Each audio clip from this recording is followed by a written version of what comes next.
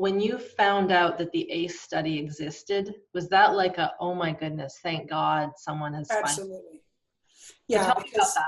I think for many of us in the physical care world, not just body workers, but medical care providers, we've known for a long time that there's a correlation between trauma and things like fibromyalgia, various autoimmune disorders, because we would see it in our practice all the time. All the time. But there was no data because the studies for traumatic stress were about psychological and emotional symptoms for the most part.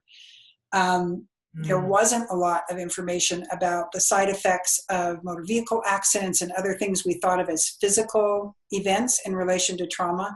In the last 10 years, a lot of that has blossomed and we have more of it. But go back 15 years, there was almost no study about trauma related to physical events even. The Adverse Childhood Experience Study came about actually in the Kaiser Permanente system, which is a health maintenance organization here in the US. And it was actually related to their weight loss program because they're very proactive in terms of health lifestyle changes to make sure that your health isn't compromised by smoking and obesity and stuff. So they have all these really progressive programs like mindfulness programs and things like that. And so they had this weight loss program. And Dr. Folletti, and I'm blanking now on the other doctor that was involved in the program, he noticed that some of the people having the greatest success at weight loss were dropping out of the program and then regaining the weight. And so he decided to interview those people. And I think very much probably to his surprise, what he discovered is what they had in common was a trauma history. So they got more focused. I think it was 17,000 questionnaires. So it was a lot that they ended up sending to their membership. And the thing about the Kaiser members is that typically it's a program here in the US that you get as a part of your employment. So very much in this population was white, middle class, employed, not the people that we would typically have named as having trauma per se. And yet they found that a very certain percentage of them, and an extremely high percentage that were failing in the weight loss program, had trauma histories. And so they started getting more focused in the collection of data.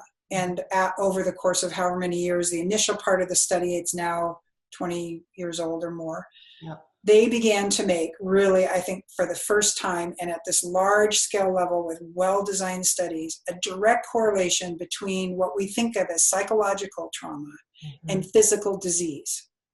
And for those of us in the physical care world, it's like, thank you, Lordy. We finally have got some data to bolster this viewpoint that we've had, that it doesn't all hit your mind. You know, it doesn't all come out just as psychological, emotional issues when you have trauma. And as I said, the ACE questionnaire, the initial one was 8 questions. Now there's different ones that have a lot more, 10, 12, 15 questions. I think that maybe 2 of them, they're more about what we would consider psychological trauma. And yet what we clearly have now with the ACE study is psychological trauma turns on gene expression. So if you had a predisposition for things like diabetes, heart disease, emphysema, the exposure to early trauma can trigger that gene expression so that you then will manifest those diseases when you might not have if you hadn't been exposed to trauma. And then we get all these other things that just seem to arise out of that kind of dysregulation, is the way I would put it, as the trauma physiology, chronic inflammation, other physical disorders. And that's what was so shocking.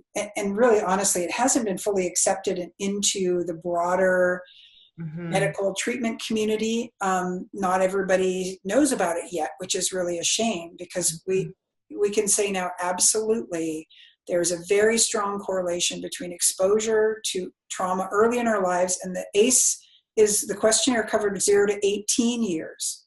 So they use a much broader range of their definition of in your childhood. They're going all the way through to 18. As a minor. It would be interesting to see what percentage of the people that said yes on those questions, it really happened when they were really young and maybe just persisted through their lifetime. I don't know if anyone's looked at it that closely, but we now know there is this direct correlation with what we've always categorized in our treatment culture as physical disorders. Mm-hmm. So now we've got them living in the same place, so to speak, is these things that we were separating out culturally as being psychological and emotional events. We can't really do that anymore. We still are in terms of delivery of care, but in terms of what we know now, we can't make psychological trauma separate from physical disease. Yeah. They live in the same place. Psychological trauma for some people will give them physical symptoms and not give them psychological symptoms by the way our culture names those things. Mm-hmm. And that is new information for many care providers, is that this client with chronic inflammation, you may need to actually treat their early trauma. Uh-huh. More, I mean, yes, you have to treat whatever the physical disease or disorder is, but the origins of it may not be just about their physical self. Yeah. And that should be dramatically changing our treatment. It isn't yet everywhere. Yeah. It is in some places, but we aren't quite there yet culturally to really make it real for us as care providers of whatever sort. Mm-hmm. That this person sitting in front of us, we need the inventory of all layers of the self. Yeah. Not just their brain and not just their body, but how they live as a whole being with all of those things being integrated. Mm-hmm. That's what that ACE study has done for us. It's really done a lot. And I've watched some of Vincent Feliti's interviews, and I commend him for staying with it, because you can tell he's kind of got this, you'd think that this would just, you think that this many numbers would give people a hint. And I remember reading in the book Scared Sick, I think mm-hmm. it is. I think that the researcher you were maybe looking for was Robert Anda. That's right. But he said when he saw the study and he saw the numbers, he started to cry, because knowing what he knows about where they focus on health initiatives in the United States, if we were to focus on this piece, all these troubles of heart disease and addiction and everything would just really be helped. So that I remember reading that and thinking, oh my goodness, like they know this information, and yet getting change to happen is very difficult at that political, medical level. And, it's even beyond that, because now there are many, many practitioners who are changing the vocabulary for personality disorders. So, and really naming it as untreated developmental trauma. Uh-huh. And so that whole borderline narcissistic, some of these vocabularies now, in certain areas where they're trauma informed, they're essentially eliminating that and saying really what we're actually seeing is symptoms of untreated early trauma. Mm-hmm. So it's like not just on the physical side, you could just put this out here as a big funnel, is like that is where we end up if we start looking back in the history of people. Mm-hmm. That many of, it's also to do with violence. It's so many of the problems that happen in our culture, we can trace them back to early trauma, because the predisposition towards violence is one of the things that can be a side effect. That inability, the changes in your brain that means that you can't inhibit impulsiveness.